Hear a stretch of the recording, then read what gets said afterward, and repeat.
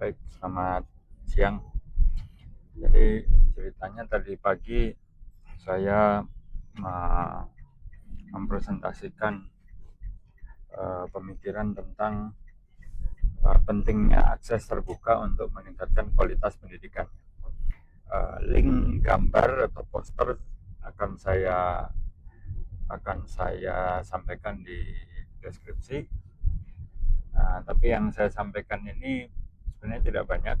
Jadi yang pertama, pesan bahwa open access atau akses terbuka itu baru awal. Ketika akses terbuka atau open access itu hanya baru ditafsirkan sebagai mudah untuk di-download, mudah untuk diakses. Kalau baru sampai tahap itu berarti baru tahap awal, ya. Tapi itu pun juga sudah sangat baik. Nah, yang kedua, kenapa saya bilang itu masih tahap awal? Karena ketika yang bisa di-download itu merupakan naskah yang sifatnya mati, tidak bisa digunakan ulang atau di-reuse, maka dokumen itu hanya bisa untuk dibaca, dilihat saja begitu ya. Zaman sekarang selain bisa dibaca juga bisa ditelaah, bisa dianalisis, bisa digunakan ulang untuk keperluan yang lain. Itu zaman sekarang. Kalau zaman dulu bisa dibaca itu udah hebat. Kalau sekarang bisa dibaca itu baru awal. Ya, bisa di-download, bisa dibuka, bisa dibaca itu baru awal. Nah, yang ketiga, tahap selanjutnya apa? Jadi tahap selanjutnya adalah dokumen open access itu cukup eh, harus cukup baik dan punya lisensi yang memadai, ya, agar dokumen itu bisa di reuse, ya, bisa dipakai ulang, bisa diedit, ya, atau disunting atau diperbaiki, ya, direvisi, bisa di remix, ya. Di remix itu artinya digabungkan dengan konten yang lain, ya, tentu dengan penyitiran, ya, semua ini, ya. Dan yang terakhir bisa di redistribute, bisa di dibagikan ulang gitu ya oleh orang lain gitu ya. Jadi misalnya saya mendownload satu dokumen, kemudian si dokumen itu bisa saya baca, kemudian bisa saya review kurangnya apa. Nah, kekurangan itu kemudian bisa saya perbaiki, kemudian hasilnya juga bisa saya gabungkan dengan karya saya, kemudian saya bagikan ulang, ya. Itu tentu semuanya dengan penyitiran, ya. Nah, itu yang mestinya bisa dilakukan, yaitu pesan nomor 3, ya. Yang nomor 4, agar bisa dilakukan berbagai hal itu terhadap suatu dokumen, maka perlu lisensi, ya. Jadi haki saja itu tidak cukup, karena haki itu sifatnya memproteksi kepemilikan, ya, memproteksi penyusunan, ya kan. Jadi yang bikin itu siapa, nah itu diproteksi oleh haki, tapi sifatnya eksklusif. Tanpa izin, maka orang lain tidak bisa melakukan apa-apa terhadap dokumen Anda. Nah, niat kita kan nggak begitu. Niat kita dokumen itu harus bisa dipakai oleh orang yang membutuhkan untuk keperluan pendidikan, kan gitu, sesuai dengan judulnya.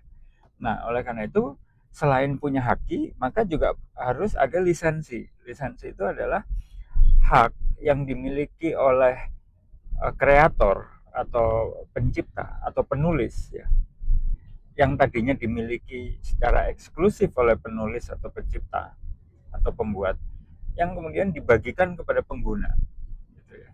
Jadi hak untuk ngedit, hak untuk tadi meremix, ya, itu jadinya diberikan dari kreator kepada user, ya, atau pengguna. Nah, itu lisensi namanya. Nah, lisensi sendiri, daripada kita berpikir terlalu ruwet, ya, pakailah lisensi-lisensi yang sudah banyak dipakai dan sudah banyak ada konten tutorial atau sosialisasinya, ya. Salah satunya adalah Creative Commons, ya.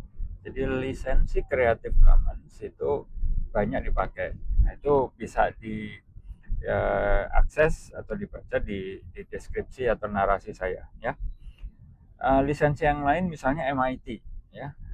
Lisensi MIT itu banyak dipakai di GitHub misalnya. Kemudian ada, saya nggak tahu, lisensi yang lain itu misalnya open hardware begitu ya. Nah, jadi kurang lebih seperti itu. Gunakan lisensi terbuka yang sudah Anda kenal atau sudah sering Anda lihat sosialisasinya ya. Oke, itu yang nomor 4. Nah, yang kelima, yang terakhir, upaya-upaya atau inisiatif untuk membagikan konten secara terbuka ini untuk keperluan pendidikannya itu mestinya harus sudah menjadi inisiatif pribadi atau drive pribadi ya. Jadi tanpa ada peraturan, tanpa ada regulasi yang mendorong atau mewajibkan itu, mestinya itu bisa menjadi kesadaran pribadi gitu ya. Kenapa saya ngomong ini?